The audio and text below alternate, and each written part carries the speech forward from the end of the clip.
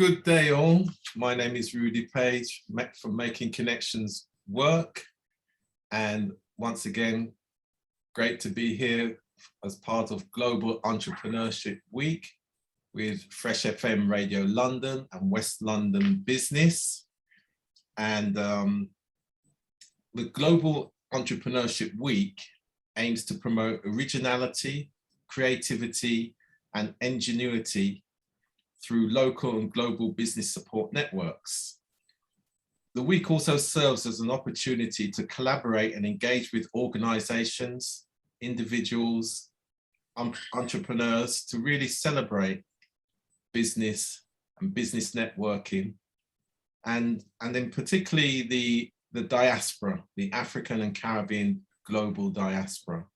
So I'm so pleased today to have with me HUGH NARTEY, CEO of ALG. HUGH, how are you?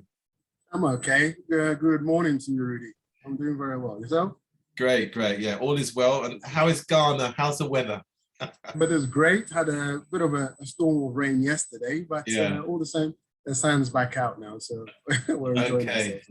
Okay. Yeah, it's probably a little bit warmer than it is here in London. Much warmer. It's supposed to be going into the winter of Ghana, but at the moment the weather is still warm, 26 degrees, not too bad. So yeah, we can handle it, 26 to 31. So that's where we are. Yeah. But there's a cool breeze in it. Exactly. That sounds like a hot summer here. Yes, that's true. Great. So HUGH, tell us a bit about yourself and why you decided to move back to Ghana. Thanks for the privilege to be able to have this conversation with you, Rudy. It's always good to have a business conversation, and obviously with the Global Entrepreneurship Week. Yeah, this privilege is really appreciated. So I'm HUGH. I lived in London for 28 years. Okay. I was born in Ghana, grew up in Ghana till I was about 10. Yes. And then I came to London. Lived there for a little bit, well, 28 years, a little bit. Came to Ghana my first time at the age of 20. And then I fell in love with Ghana. I wanted to come back. I knew friends who I had who were here, and obviously we connected back again. So ever since then, I always wanted to come back to Ghana. So I was just trying to find something that I could do to come back to Ghana. So I love the music, the food, the culture, obviously. Though I grew up in London most of my adult life, but I reconnected back with my youth right before I left. So these were the reasons why I said, okay, let me make a move back to Ghana. And I made a decision to come back. Yeah, so that was why I decided to move back to Ghana. That was bold and a lot of courage. Yes, it was. After so many years away, yes. But the food, music, and culture drew me back. Yeah, and they're really important. So ALG, tell us a bit about ALG and your thinking behind it, and why that particular sector as an entrepreneur. What did you see in terms of market opportunities? Great. So for me, ALG came about in the back of my mind, actually, because I studied computer science at London University, University of North London, it was called at the time. And I did computer science, and I ended up finishing working for Addison Lee, who were in Warren Street at the time. So I ended up doing first line support for the drivers. When I started there, we had about 300 drivers. And by the time I left to come to Ghana in 2015, we had grown to about 5,000 drivers. Okay. And part of my journey, why I also decided to come to Ghana, for your first question, was that I was looking for something to come to do in Ghana, moving back. Obviously, having some sort of an IT background, I wanted to either go into that field or find something to do for myself. So I had drawn a conclusion that I wanted to start a business myself, coming back to Ghana. And through my journeys, the feasibility studies that I was doing, the penny dropped on me where I got stuck at coming home from a friend's house. And I couldn't get home. I had to get a taxi. Okay. So it was a long way away from my home. Yeah. So the penny then dropped that, well, I work for Addison Lee, biggest, corporate company, transportation, private hire company in London. So why don't I transport that service here into Ghana? And to my joy, the reason why I did decide to come into this particular sector was the fact that the technology that we were using in London was available in Ghana. Excellent. So the first phase of the feasibility study was, could I get the technology that was working in London to work, to be able to obviously pick up the clients? And that was a outstanding yes, a profound yes. So that was where the kickstart now put me into this sector, where I needed to do my background research with a GPS. And at the time, there was no postcode system. There still isn't. Yeah. But what was needed was the knowledge of Addison Lee with the GPS devices that we were using. This made it feasible. So the technology-wise, that was why they said, as I'll come to Ghana as a diasporan, I don't know the taxi services. I don't know the prices they charge.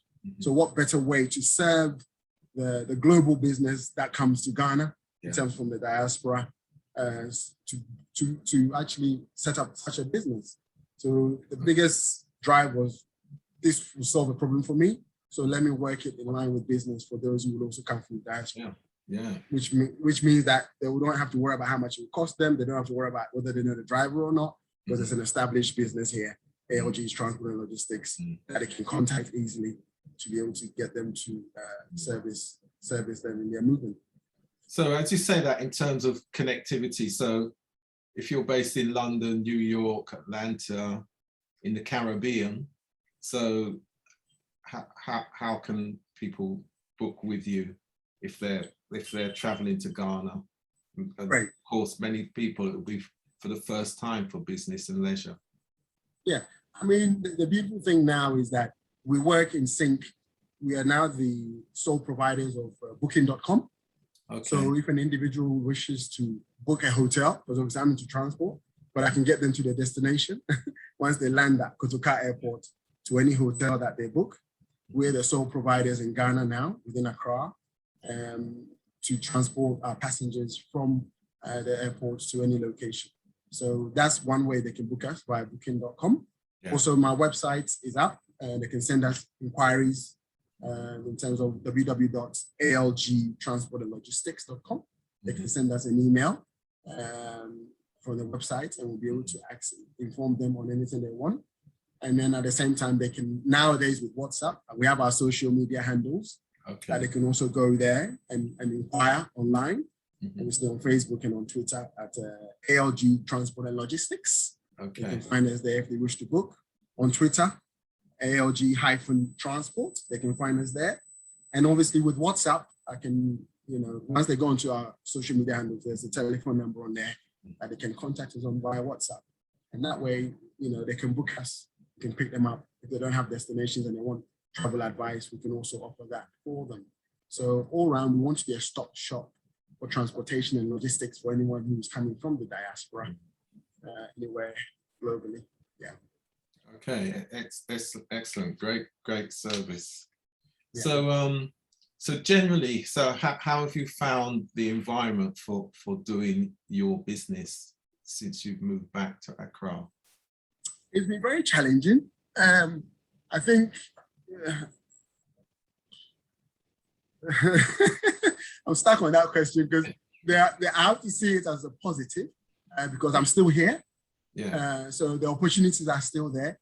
It's green grass. It needs to be mowed. And you're an entrepreneur. I'm an entrepreneur. Entrepreneurs are about solving problems. Yes, and I think that's one of the key things here. We realize that it's not smooth. We wish it to be smooth as an entrepreneur. Yeah. If you solve 1,000 people's problems, you become a thousandaire. I think I read that somewhere. If you solve 1 million people's problems, you become a millionaire, etc., etc. So I'm here to try to solve 1 million people's problems, and the rest will follow. So the environment has been challenging. Yeah. The transport sector is not as organized as it is outside, or shall I say from London, from what I know it to be. But the systems and processes, that's what makes this journey a challenge. And obviously, and there lies the market opportunity as well. There lies the opportunity, exactly. And it's working because I'm here 6 years down the line. People realize the importance of it. The diaspora market is growing. People want a better service. Other transport services have also come into the system, so they've made it a bit better, a bit more coherent. So for me, my key target is the B2B and the executive business people that are coming in, and they already understand how it works. For my challenges, like I said, the business environment is making sure that the people that I work with, I'm able to transfer this knowledge to them, because transportation on the level I'm coming in with is not something that is familiar. It's not in the banking sector. It's not in financial sector. It's not something that is common to most people. They may not know what a controller is. They may not know what a call center for taking booking is. So there are these educational systems that have to come and teach people. So and of course, you're in the hospitality sector as well. Yeah. So those skills, those interpersonal skills, those soft skills, especially when you're dealing with people from an international background, different cultures, it's really important. Those impressions count. Yeah. And I think the hospitality sector in Ghana has developed, but what people haven't developed is how they view the drivers that will pick them up, maybe from the airport or from the business, to carry them to their destination at a hotel, who have spent maybe a lot more money in training their staff and so forth, etc., etc. So this is where my sector, improving the legislations and the policies that comes with it, making my drivers see how important they are as the first point of call, really plays an important or gives a very important impression as to companies or individuals that come to Ghana and want to experience Ghana for what it stands for. So that's where the challenging part of the environment is, for the drivers to be valued, for them to value themselves, and obviously for them to provide a top-notch service for those who requires ALG's services and wherever they are. And I can understand that, because that really translates into the points of improvement as it relates to frontline, the frontline staff, the frontline meet and greet people. They are so essential for enhancing your business. So I can see the contribution. So there's great opportunities for young people as well, I would imagine. Yeah, I think, when I was at Addison Lee, it was a very much of a young environment, because people want to learn more, and it was highly technologicalized now with computers and everything else. So here we are in Ghana, the technology is now there. Hubs are popping up left, right, and center. People are understanding technology now. They want to work with it. So now it's now favorable for young and open-minded in terms of tech to be able to be part of this industry. So it's picking up. But I think I'm the first line of generation. People are definitely going to build on what the work that you've done, and you've really got to be praised. And hopefully you can get the wider connections here in the UK, and of course, particularly in the North American market, where there's massive growth when it comes to the diaspora now, moving towards Ghana. And of course, it's Ghana 65 next year. You've got Jamaica 60 next year. You've got Trinidad 60. And of course, the strong links between Ghana and Jamaican diaspora in clear programs and activities. I think will definitly, you're at the forefront. So you definitely are the first generation. Very true. Yes, and I think I met, just to enhance on what you said with the diaspora, I went to an event on the weekend, and I met a friend of mine who came. I met a friend who came to Ghana in January. She's from Jamaica. She's stuck. Exactly. She's here to set up, and she's also in the tech world. She's AI driven. She works with AI, so she's here and she's here to stay. So it's the people like me who move her around that she'll feel safe and feel that she can enjoy staying in Ghana as well as develop a business. Great. We've got lots of plans for Ghana, so I know that we will be definitely collaborating more in the future. So do you want to talk us through a bit more about your app and what you intend to do with that? Yeah, so I think where we are now, analog is dying. If you want to do business by analog, you struggle. But when I came to Ghana, it was difficult. It requires finances, but with a lot of research and obviously development going on in the country, we've been able to manage the system. We've carried out work for the Ghana government In 2016, we've carried out business for the Danish embassy. When the Danish Queen came to Ghana, we were the company that was selected to move her convoy around. So that was great. That was a great opportunity. And we're always working towards obviously developing the app. And I found that, you know, it's always better to be at the top or to go to the top. And with my knowledge of Addison Lee, working with them, we've got them to develop our app through the company called Sherlock. So Holmont are developing our app for us. Great. So it's a comprehensive system. So we hope to launch that in the very near future. So that is something that we're looking forward to as a company, to be able to service the diaspora market, the business, corporate better. And there should be a seamless approach from them. You've been familiar with Addison Lee's sort of approach to coming to Ghana. But then if they're not familiar with Addison Lee, coming to Ghana, having a system that we have, a comprehensive system, they'll be very okay in terms of using it to be able to facilitate their movement around the country. So we're looking forward to that in the very near future. So we certainly are also making connections work. You know, we'll be there with you. And of course, for the wider West London business, which is basically the Chamber of Commerce for West London, covers about 1.2 million people in West London, which is a significant area when it comes to international business and travel. So we're all looking forward to that launch. We see that as really significant. It probably, well, I think it will be the first time where we would have had this kind of integrated platform and app from a company based in Ghana, the link with the UK, and then of course the link with the wider diaspora movement, particularly across North America. So everybody's looking forward to that, and you really got to be commended for taking on such a feat with great courage. Yes, it's a big task, but it's enjoyable when I'm home. Absolutely. So Absolutely. it makes the journey a bit easier at times. You're doing it from home. You're doing it from home. Yeah. So where do you see the business going over the next 5-10 years? You know, what's the big vision? What's the dream? I think, the optimism, as I always tell my staff and I tell friends that I meet, I wish to make ALG the British Airways, let's say, of road transport. You know, and we've got the African free trade that's now picked up. You know, so why can't ALG go to different parts of the continent with the movement that is coming in? You know, looking at it that way. Yeah. And that's important because the African continental free trade area, of course, it's in its early stages, embryonic stages. And of course, with the head office being in, the secretariat being in Accra, I mean, this is the time for you to grow with that. Yes, indeed. Institution, indeed. You know, and with the driving forces of technology, at some point, it will be a significant player on the global stage. So again, we're there as well. We're indeed. We certainly 2022. We'll be launching our plans as that linkage. We're making connections work, as you say. Making connections work.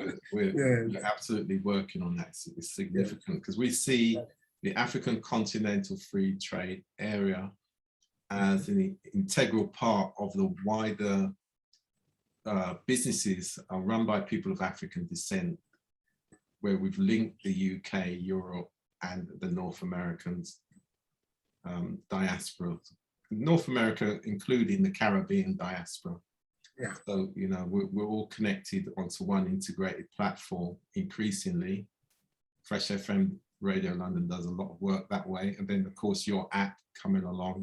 Again, it just starts to create these digital pathways where there are no barriers. The collaboration, and the key thing is business collaboration, building trust and cooperation, of course.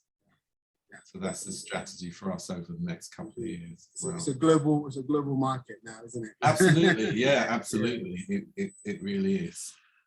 Okay, so Hugh, just before we wrap up, this is for my American colleagues. So I was very pleased to hear that the UK beat the USA 6-0 Yes, last yes, weekend. So, yes. so tell us a bit about that. I'll tell you why.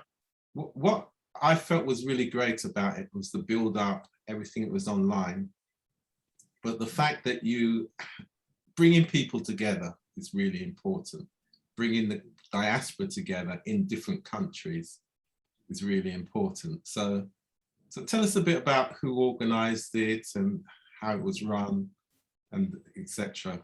Yeah, I think so with the it was called what was it called, the ever waited for match between the returnees, diasporan returnees from the UK and the returnees from the USA, and it's through one of these networks, of course, you know, it's a global network that I'm on, Back to My Roots. It's called Back to My Roots. So there's a lot of us diasporans who have now connected through this network channel.